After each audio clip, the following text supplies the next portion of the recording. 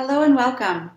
I'm Bonnie Flemington, certified nutritionist at bonnieflemington.com. And I'm so glad you've joined me today to talk all about willpower and what to do when it starts to diminish, because this is common.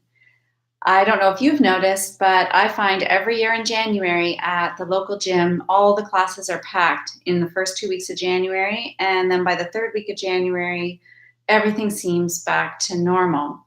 So why is this? Why is it that willpower wanes so quickly?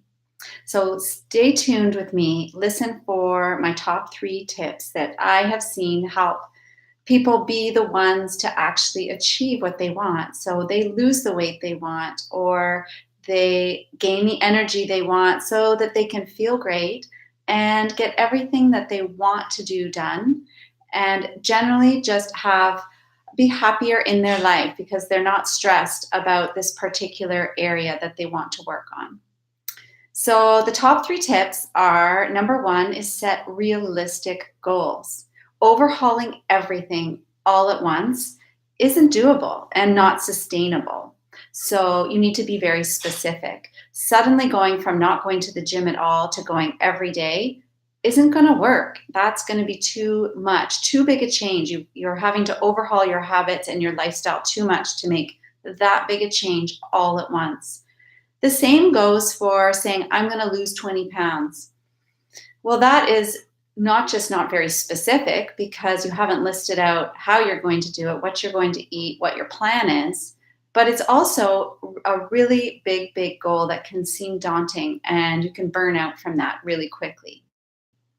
So much better to set one small, very realistic goal. For example, I'm going to drink 8 glasses of water a day. That's doable, that's achievable. And then when you achieve it, you're going to feel more confident in setting another goal and moving forward. And you'll find over time that is much more sustainable, and you will achieve much more going that route of setting small, realistic goals. Number 2 is get some accountability. Ask for help, ask for support. I have found in our society, trying to do everything ourselves seems to be something that we think we should do. But more and more success comes when you ask for the help that you need. That can come in many forms, but getting some form of accountability for most of us is the best way to get us to show up.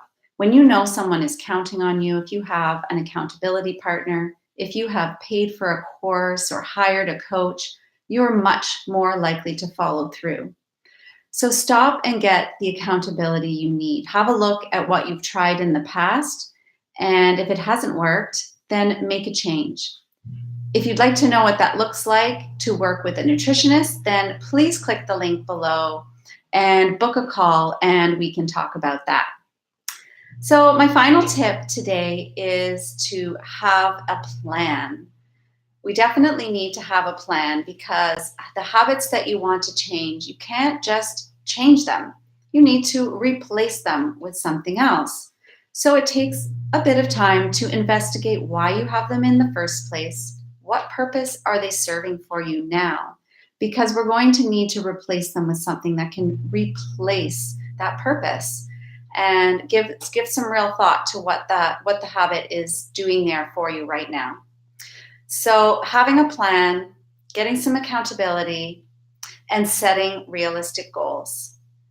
These are my top 3 tips. Check the links below. I have a meal plan for you and a link to more information on this post that I have written up. So take care. Thank you for joining me, and see you next time.